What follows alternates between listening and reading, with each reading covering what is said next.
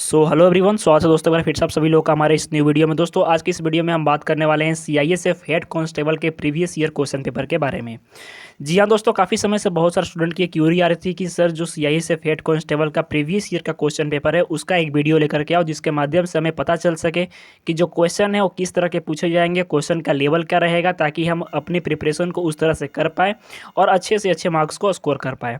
तो सबसे पहले दोस्तों मैं बता दूं कि जो सीआईएसएफ हेड कांस्टेबल का आपका पेपर होगा, इसमें आपको 2 आवर्स का टाइमिंग मिलेगा और आपके जो क्वेश्चन होंगे वो 100 मार्क्स के होंगे। इसमें दोस्तों आपके 4 सेक्शन होंगे। जो पहला सेक्शन होगा ये आपका जीके जीएस का होगा, ध्यान रखिएगा। सेकंड सेक्शन आपका जो होगा ये रीजनिंग का होगा। थर्ड सेक्शन आपके मैथ का होगा और फोर्थ सेक्शन जो है ये आपके हिंदी या फिर इंग्लिश में से कोई एक रहेगा इलेक्टिव। ठीक है, ध्यान रखिएगा।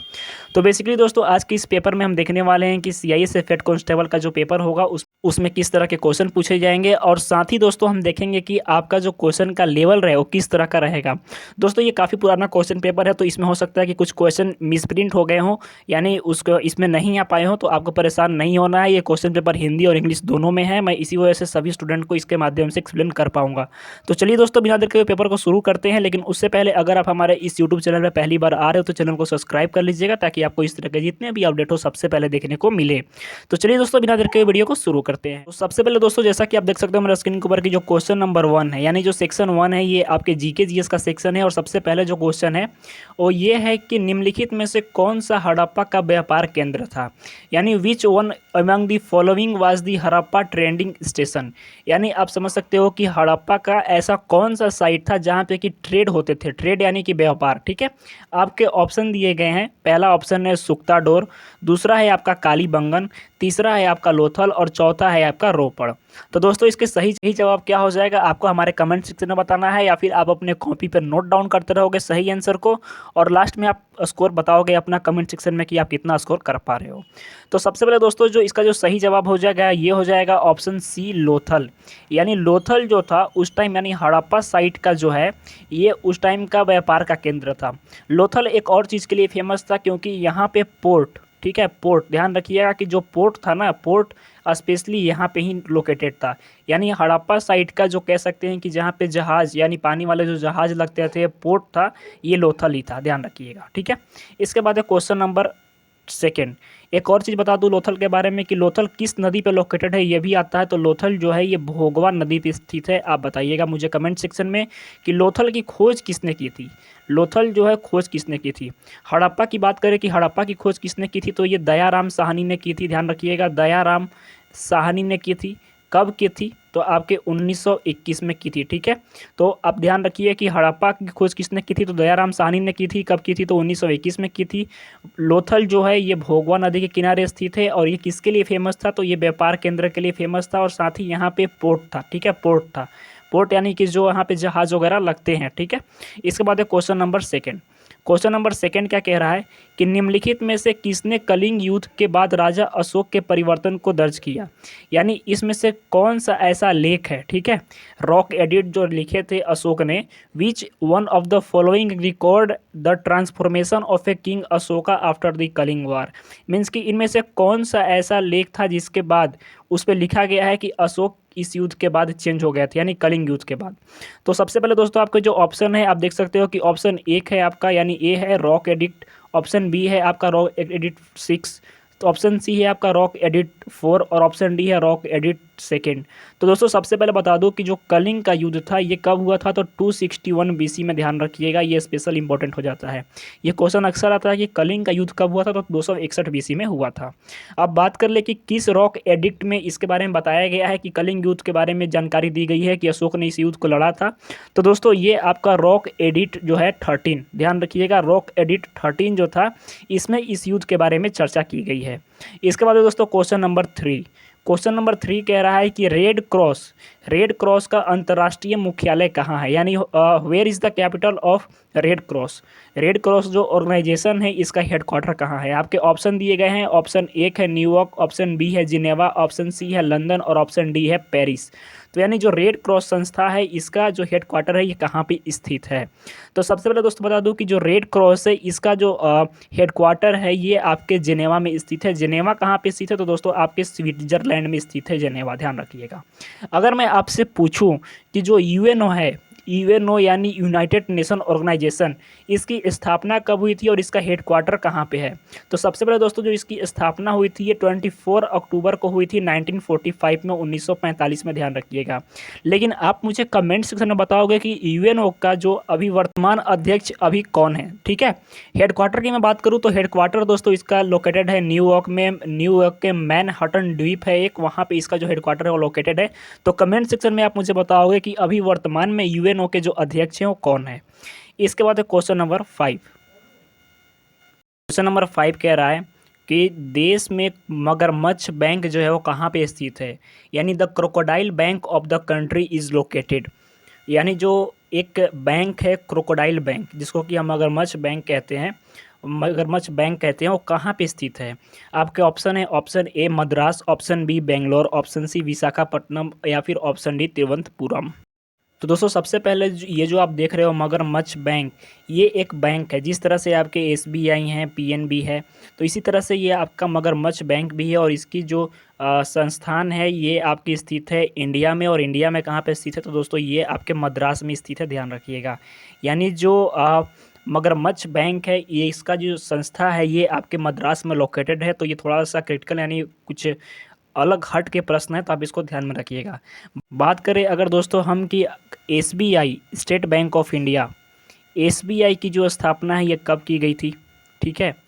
और इसी के साथ में इम्पॉर्टेंट हो जाता है कि फ़िलहाल में आरबीआई जो आपका रिजर्व बैंक ऑफ इंडिया है इसकी स्थापना कब की गई थी, और साथ ही साथ आरबीआई के वर्तमान में जो हेड हैं वो कौन है, ध्यान रखिएगा। तो वर्तमान में जो आरबीआई है इसके हेड जो है ये आपके शक्तिकांत दास हैं, ध्यान रखिएगा। शक्तिकांत जो हैं दास जो हैं इसके वर्तमान में हेड है, ठीक है। किसके? आपके आरबीआई के। स्थापना की बात करें तो दोस्तों आरबीआई की स्थापना हुई थी 1 जुलाई 1935 को, ध्यान रखिएगा, 1935 में। आप कमेंट सेक्शन में बताओगे कि एसबीआई की स्थापना कब हुई थी, ठीक है। इसके बाद क्वेश्चन नंबर 6। क्वेश्चन नंबर 6 आपका कह रहा है कि विद्युत का जनक यानी फादर ऑफ इलेक्ट्रिसिटी किसे कहा जाता है?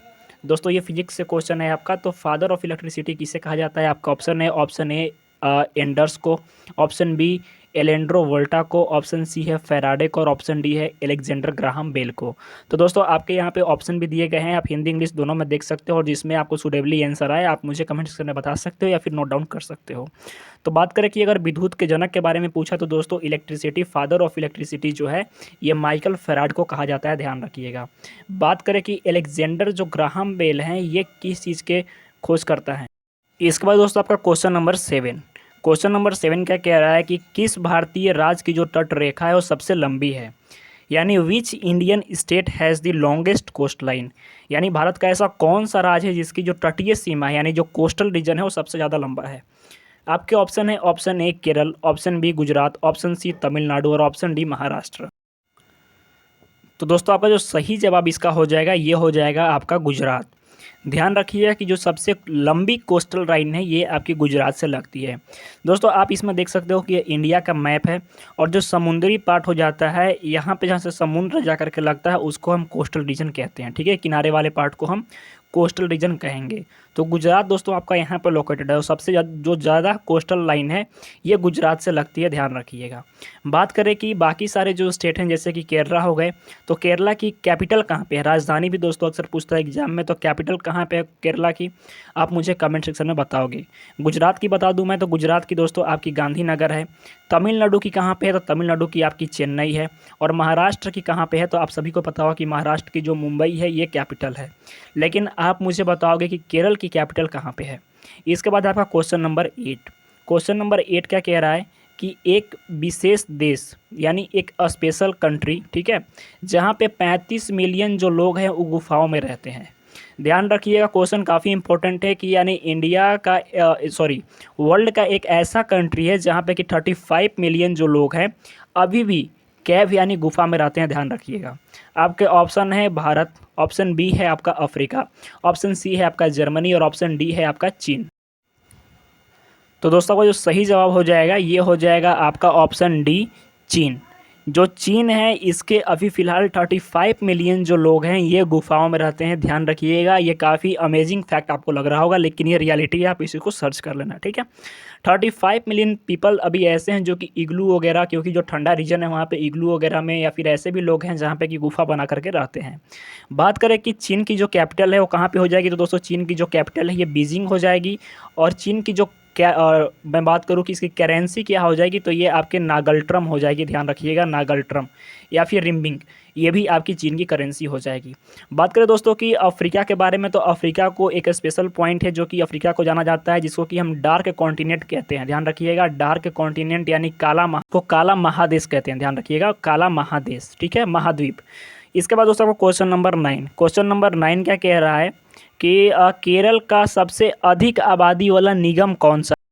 आपके दोस्तों ऑप्शन दिए गए हैं। ऑप्शन ए है एर्नाकुलम, ऑप्शन बी है आपका त्रिशूर, ऑप्शन सी है आपका तिरुवनंतपुरम और ऑप्शन डी है आपका कोचीन।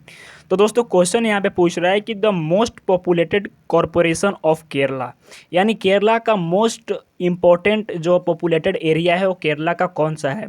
दोस्तों ये जो आपके क्वेश्चन देख रहे हो ये आपके 2011 जो जनगणना हुई थी उसी के बेसिस पे इस चीज़ को पूछा जा रहा है।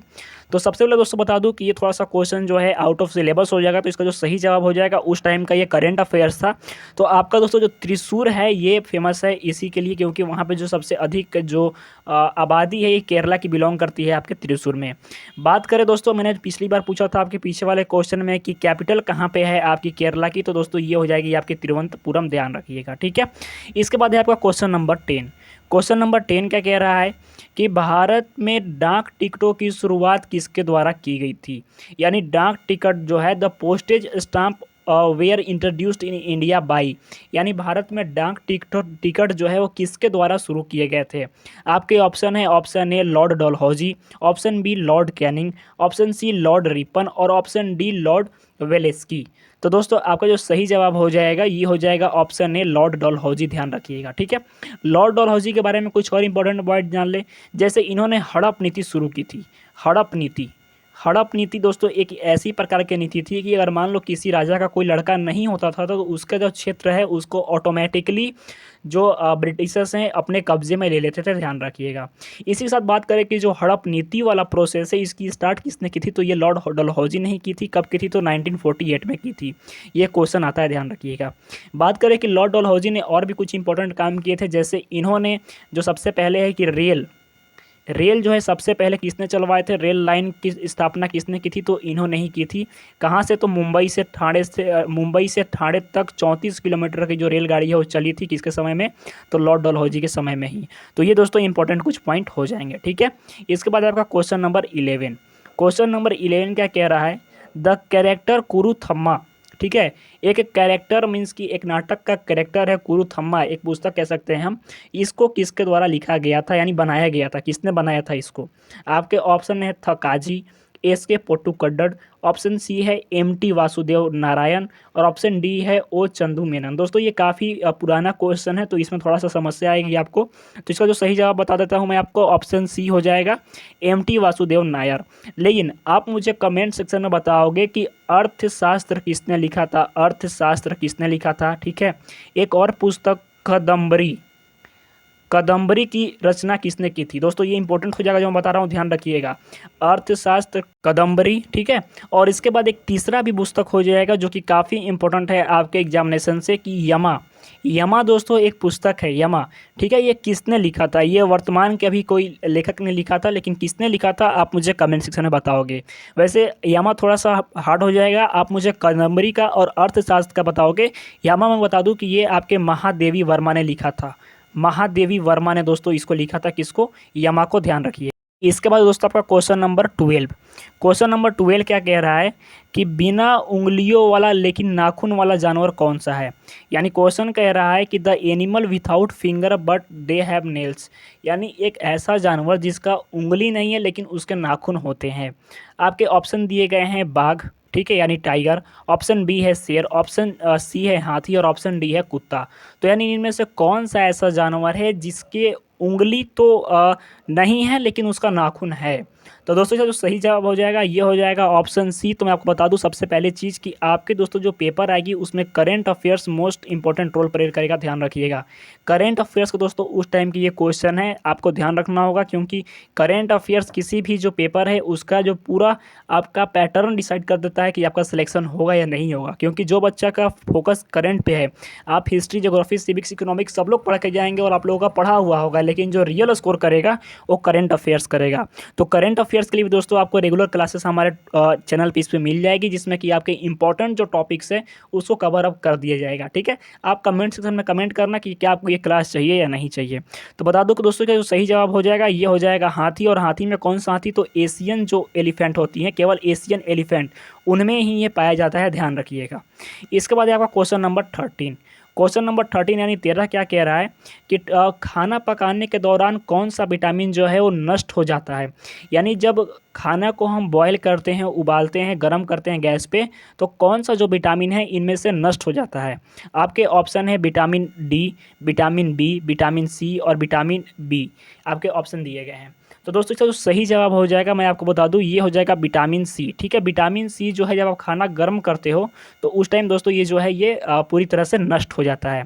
मैं आपको बता दूं कि आपके 2 विटामिन ऐसे हैं जो कि पानी में नहीं घुलते हैं। ठीक है, कौन कौन से? आपके बी और सी, बी और सी विटामिन को छोड़ करके बाकी जितने भी विटामिन हैं, जैसे ए हो गया, डी हो गया, ध्यान रखिएगा, ई हो गया, ये आपके वाटर सोल्यूबल विटामिन नहीं है। ठीक है, लेकिन बी और सी जो है ये जो है फैट सोल्यूबल विटामिन है, ध्यान रखिएगा।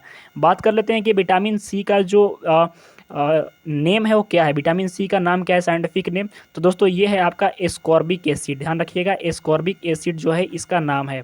बात करें विटामिन ए का कि विटामिन ए का नाम क्या है, विटामिन ए का क्या नाम है? तो विटामिन ए का दोस्तों आपका जो नाम है ये है रेटिनॉल, रेटिनॉल, ध्यान रखिएगा। ठीक है, विटामिन बी का थाइमाइन, तो विटामिन बी में बहुत सारे हो जाएंगे विटामिन। विटामिन डी की बात करें तो दोस्तों ये हो जाएगा आपका कैल्सीफेरोल, कैल्सीफेरोल हो जाएगा। ठीक है, विटामिन बी का मैंने थाइमाइन बता ही दिया, आपका विटामिन सी हो गया, विटामिन ए हो ही गया। ठीक है, इसके बाद आपका क्वेश्चन नंबर 14। विटामिन से दोस्तों इंपॉर्टेंट क्वेश्चन 1-2 पूछे जाते हैं, आप विटामिन अच्छे से पढ़ करके जाना। ठीक है, विटामिन में एक और हो जाता है आपका कि कौन से विटामिन के कारण जो है एनीमिया जो होती है, एनीमिया जो लड़कियों में होती है, ये किसके कारण होता है? तो दोस्तों विटामिन B12 के कारण ये होता है, ध्यान रखिएगा। क्वेश्चन नंबर 14 क्या कह रहा है कि केरल वन अनुसंधान संस्थान स्थित है, यानी केरल फॉरेस्ट रिसर्च इंस्टीट्यूट जो है वो कहाँ पे स्थित है? आपके ऑप्शन दिए गए हैं थेकर्डी, ऑप्शन बी है पीची, ऑप्शन सी है मुंथंगा और ऑप्शन डी है मुनारी। तो दोस्तों ये थोड़ा सा क्रिटिकल क्वेश्चन हो जाएगा, क्योंकि आपके हेड कांस्टेबल का पेपर है तो आपको डीपली थोड़ा सा पढ़ना पड़ेगा। तो केरल जो वन अनुसंधान संस्थान है दोस्तों ये आपका त्रिचूर पीची में स्थापित है, ध्यान रखिएगा। बात करें कि राष्ट्रीय चावल अनुसंधान केंद्र कहाँ स्थित है, आप इसका जवाब मुझे कमेंट्स में बताओगे। चावल अनुसंधान यानी चावल रिसर्च राइस रिसर्च इंस्टीट्यूट जो है वो कहाँ पे स्थित है, ध्यान रखिएगा। आप मुझे कमेंट सेक्शन में इसका जवाब बताओगे। इसके बाद है क्वेश्चन नंबर 15। क्वेश्चन नंबर 15 क्या कह रहा है कि भारत के वायसराय के रूप में किसके कार्यकाल के दौरान महान शहीद भगत सिंह, सुखदेव और राजगुरु को फांसी दी गई थी? यानी during whose tenure as the viceroy of India were the great martyr Bhagat Singh, Sukhdev and Rajguru hanged. Means कि किसके कार्यकाल के दौरान राजगुरु भगत सिंह और आपके सुखदेव को जो है फांसी दे दी गई थी? आपके ऑप्शन है, option A Lord Curzon, option B Lord Irwin, option C Lord Minto और ऑप्शन डी लॉर्ड चेम्सफोर्ड। तो दोस्तों का जो सही जवाब हो जाएगा ये आपका हो जाएगा option B Lord Irwin. Lord Irwin के समय में ही 23 मार्च 1931 को इनको फांसी दे दी गई थी, और उस टाइम जो थे भारत के वायसराय लॉर्ड इरविन थे, ध्यान रखिएगा। ठीक है, इसके बाद दोस्तों आपका क्वेश्चन नंबर 16। लेकिन उससे पहले एक और इम्पोर्टेंट पॉइंट बता दूं कि ये जो लॉर्ड कर्जन आप देख रहे हो, लॉर्ड कर्जन के समय में ही बंगाल विभाजन हुआ था, ध्यान रखिएगा। बंगाल का जो विभाजन हुआ था इनके समय में हुआ था। कब हुआ था? तो 16 अक्टूबर 1905 को। 1905 में यही जो था ये इंपॉर्टेंट डेट हो जाएगा, क्योंकि आपके एग्जाम में पूछता है कि बंगाल का विभाजन कब हुआ था। तो 1905 में हुआ था, किसके शासनकाल में? तो लॉर्ड कर्जन के शासनकाल में। ठीक है, इसके बाद आपको क्वेश्चन नंबर 16। क्वेश्चन नंबर 16 कह रहा है कि एक चरवाहे के पास 34 भेड़ थी, 18 छोड़ सब मर गए तो कितनी भेड़ बची। दोस्तों ये बिल्कुल आसान सवाल है, इसका जवाब आप मुझे कमेंट सेक्शन में दोगे। यानी एक चरवाहे के पास 34 भेड़ थी, ध्यान रखिएगा 34 सीप थी, लेकिन उनमें से 18 को छोड़कर बाकी सारी मर गई, तो उसके पास कितनी बची। आपके ऑप्शन है, ऑप्शन ए 34 ही बच गई, ऑप्शन बी है 18, ऑप्शन सी है 14 और ऑप्शन डी है 16। दोस्तों ये रीजनिंग का क्वेश्चन एक तरह से कहें तो हो जाएगा, आपको इसका जवाब मुझे कमेंट सेक्शन में देना है, ध्यान रखिएगा, ठीक है। इसको आप सॉल्व करो, सॉल्व करने के बाद जो आंसर होगा आप मुझे भी बताओगे। इसके बाद है क्वेश्चन नंबर 17।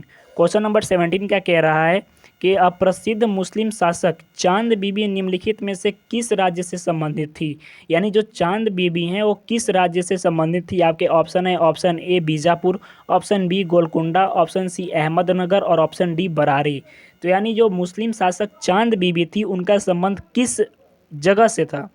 दोस्तों आपका जो सही जवाब हो जाएगा ये हो जाएगा ऑप्शन सी अहमदनगर से था, ठीक है। गोलकुंडा का जो किला था इसमें शाह अब्दिल शाह जो थे यहाँ पे थोड़ा सा रूल करते थे, लेकिन अहमदनगर जो है यहाँ का शासक जो था ये चांद बीबी थी, ठीक है। इसके बाद है क्वेश्चन नंबर 18। क्वेश्चन नंबर 18 क्या कह रहा है कि वर्तमान ग्राहकों के लिए नए असंबंधित उत्पाद या सेवाओं को जोड़ना। दोस्तों ये आपके इकोनॉमिक्स से क्वेश्चन हो जाएगा, ध्यान रखिएगा, इकोनॉमिक्स से क्वेश्चन हो जाएगा। यानी वर्तमान ग्राहकों के लिए नए असंबंधित उत्पाद या सेवाओं को जोड़ना क्या कहलाता है। क्षैतिज विविधीकरण, केंद्रित विविधीकरण, समूह विविधीकरण, इनमें से कोई नहीं। आपके ऑप्शन देख सकते हो, horizontal diversification, concentric diversification, conglomerate diversification और नन ऑफ दिस। तो दोस्तों ये आपका हो जाता है समूह विधिकरण, ठीक है। समूह विधिकरण हो जाएगा आपका सही जवाब, यानी ऑप्शन सी जो हो जाएगा ये सही हो जाएगा, ध्यान रखिएगा। इसके बाद क्वेश्चन नंबर 19। क्वेश्चन नंबर 19 कह रहा है कि भारतीय संघर्ष किसकी आत्मकथा है।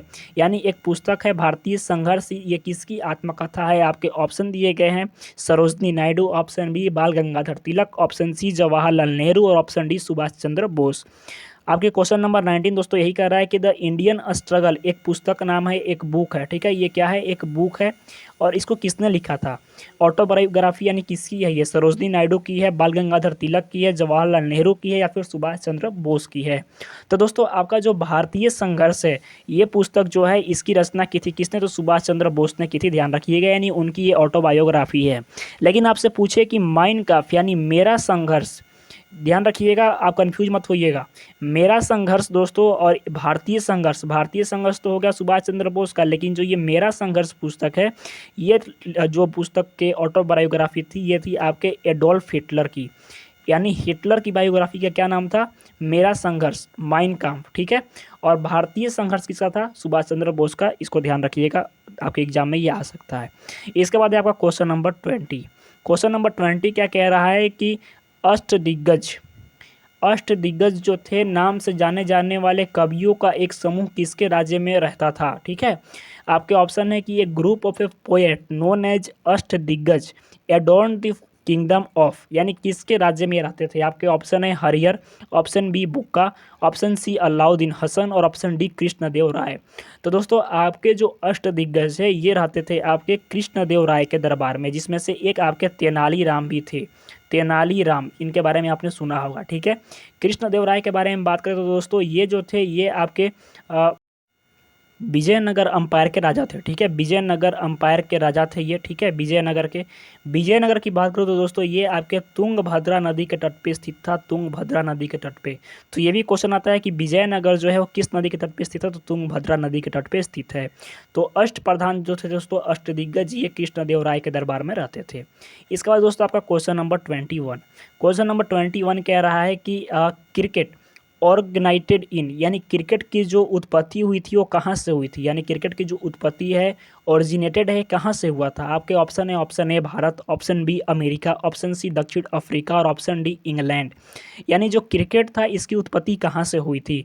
दोस्तों आई होप कि जो मैं क्वेश्चन का पेपर लेकर के आया हूँ इसको सॉल्व करने में आपको मज़ा आ रहा होगा, और इस तरह के पेपर के लिए चैनल को सब्सक्राइब जरूर कीजिएगा, ठीक है। तो क्वेश्चन नंबर 21 दोस्तों कह रहा है कि आपके जो ऑप्शन देख रहे हो भारत, अमेरिका, दक्षिण अफ्रीका और इंग्लैंड, तो आप सबको पता है कि जो दोस्तों जो क्रिकेट की उत्पत्ति हुई थी ये आपके इंग्लैंड से हुई थी, यानी ऑप्शन डी जो है हो जाएगा ये बिल्कुल सही ऑप्शन हो जाएगा।